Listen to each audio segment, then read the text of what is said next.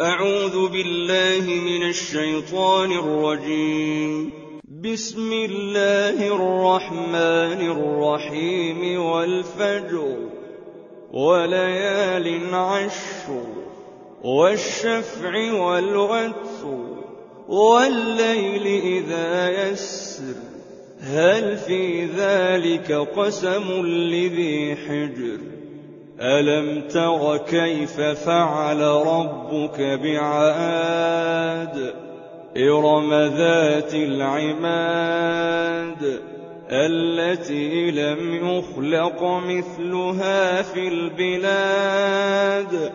وثمود الذين جابوا الصخر بالواد وفرعون ذي الأوتاد الذين طغوا في البلاد فأكثروا فيها الفساد فصب عليهم ربك سوط عذاب إن ربك لبالمرصاد فأما الإنسان إذا ما ابتلاه ربه فأكرمه ونعمه فيقول ربي أكرمن وأما إذا ما ابتلاه فقدر عليه رزقه فيقول ربي أهانن كلا بل لا تكرمون اليتيم ولا تحاضون على طعام المسكين وتأكلون التراث أكلا لما وتحبون المال حبا جما كلا إذا دكت الأرض دكا دكا وجاء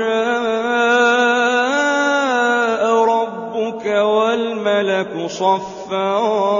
صفا وجيء يومئذ بجهنم يومئذ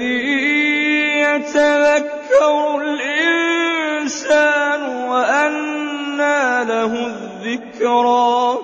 يقول يا ليتني قدمت لحياتي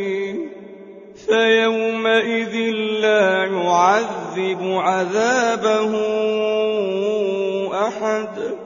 ولا يوثق وثاقه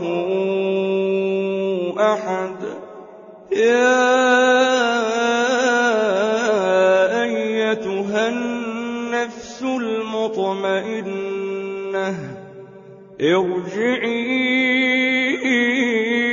إلى ربك راضية مرضية فادخلي في عبادي وادخلي جنتي.